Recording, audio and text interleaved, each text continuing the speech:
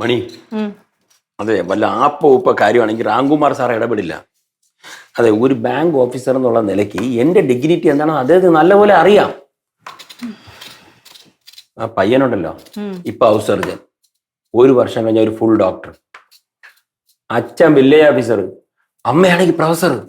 സത്യം പറഞ്ഞ മണി, ഈ പയ്യന് ഈ ഡോക്ടറായിട്ട് ജോലിക്ക് പോകേണ്ട ഒരു ആവശ്യമില്ല. എടി, അത്രയ്ക്ക് സ്വത്തും പണമുണ്ട്, നല്ല ആസ്തിയുള്ള കുടുംബമാണ്. എനിക്കെന്തോ കല്യാണക്കാര്യം പറഞ്ഞ നേരം തൊട്ട് ഭയങ്കര വിഷമം. അതെന്തിന്? കല്യാണം കഴിഞ്ഞല്ലേ അവളങ്ങ് കൊണ്ടുപോകൂലേ? ഞാനേ കാക്കയ്ക്കും പൂച്ചയ്ക്കും കൊടുക്കാതെയാണ് എൻ്റെ 2 മക്കളെ വളർത്തിരിക്കുന്നത്. ഞാൻ ജീവിച്ചിരിക്കുന്നിടത്തോളം കാലം അവരുടെ കൂടെ വേണമെന്ന് എനിക്ക് നല്ല ആഗ്രഹമുണ്ട്. ഇവയായിട്ട് പറഞ്ഞാൽ മനസ്സിലാവുമെന്ന് എനിക്ക് അറിഞ്ഞൂടാ. എനിക്ക് കല്യാണം എന്ന് കേൾക്കുമ്പോൾ തന്നെ എനിക്ക് കൈയും കാലും ഒക്കെ വിറയ്ക്കും. എടി മണി, അത് പിന്നെ പറക്കം മുറ്റാറായ പിന്നെ അവർ സ്വയം പറക്കണ്ടേ? അവർക്ക് അവരുടെ ജീവിതം തേടി പോണ്ടേ? നീ എന്തോ ഇങ്ങനെയൊക്കെ പറയുന്നു മണി? എടി, നീ ഇങ്ങനെ സങ്കടപ്പെടുന്നതിന് എടിയെ, പയ്യൻ നല്ല സൽഗുണ സമ്പന്നൻ. അതാണ് അവന്റെ പേര്. അവന്റെ പേരല്ല, സൽസ്വഭാവി എന്നാണ് ഞാൻ പറഞ്ഞത്. പിന്നെ നീ പറഞ്ഞ കേട്ടെങ്കിൽ എനിക്ക് വിഷമമില്ലെന്ന്. എനിക്കും നല്ല വിഷമമുണ്ട് മണി. ഉത്തരവാദിത്തങ്ങളൊക്കെ പെട്ടെന്ന് തീർക്കണം. ഓരോരുത്തരുടെ ജീവിതത്തിൽ കാണുന്നില്ലേ അസുഖങ്ങൾ, അപകടങ്ങൾ. ഒന്നും മനുഷ്യന്റെ കാര്യമൊന്നും പറയാൻ പറ്റില്ല. ആർക്ക് എപ്പോ എന്ത് സംഭവിക്കുന്നു പറയാൻ പറ്റില്ല. എനിക്ക് എന്തെങ്കിലും സംഭവിക്കുന്നതിന് എന്റെ പിള്ളേരുടെ കാര്യം സെറ്റ് ചെയ്യണം. റിവ്യായിട്ടൊന്നും മിണ്ടാതിരിക്കോ? വേറെ മൂടില്ല. എന്തോ പിങ്കി, എന്തോന്ന്? ഞാൻ കുറെ നാളായിട്ട് ശ്രദ്ധിക്കുന്നത് നിങ്ങൾ രണ്ടുപേരും ഭയങ്കര റൊമാൻറ്റിക് മൂഡിലാണല്ലോ കുറച്ച് ദിവസമായിട്ട്. പ്രണയ മുകുളങ്ങൾ ഇങ്ങനെ പൊട്ടി വിടർന്നേ ഉള്ളൂ. എന്തോന്ന് കൊച്ചേ പറയണത്? ചേച്ചിയുടെ കല്യാണ കാര്യത്തെ പറ്റി ചർച്ച ചെയ്തു. എന്റെ കല്യാണ കാര്യത്തിനെ കുറിച്ച് ചർച്ച ചെയ്യുമ്പോ ഞാൻ വേണ്ടേ?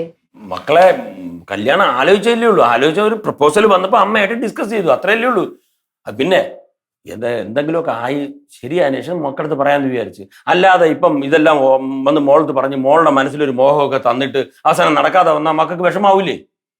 അതുകൊണ്ട് അമ്മയായിട്ടൊന്ന് സംസാരിച്ചിട്ട് ശരിയായിട്ട് മോളത്ത് പറയാമെന്ന് വിചാരിച്ചു.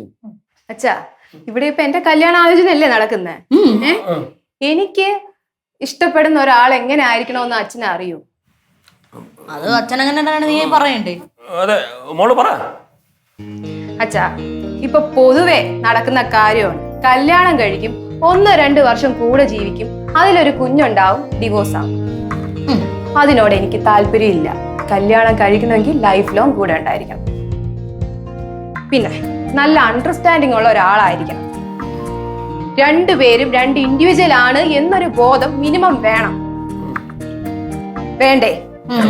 ആ, പിന്നെ അനാവശ്യമായി എന്റെ കാര്യങ്ങളില് ഓവറായിട്ട് പോസസീവ്നെസ്സും കാണിച്ച് അത് ചെയ്ത് ഇത് ചെയ്ത് എന്റെ കരിയർ ഇല്ലാതാക്കുന്ന ഒരുത്തനെ എനിക്ക് ചിന്തിക്കാൻ പോലും പറ്റില്ല. എന്ന് വെച്ചാൽ കൂടുതൽ എന്നെ ഭരിക്കാൻ വരരുതെന്ന്. നല്ലൊരു ഫ്രണ്ട് ആയിരിക്കണം. അച്ഛൻ്റെ കൂടെ അമ്മയുടെ ഞാൻ എന്ത് കാര്യം ഓപ്പൺ ആയിട്ട് പറയുന്നില്ലേ, അതുപോലെ എനിക്ക് എന്തും പറയാൻ പറ്റുന്ന ഒരാളായിരിക്കണം.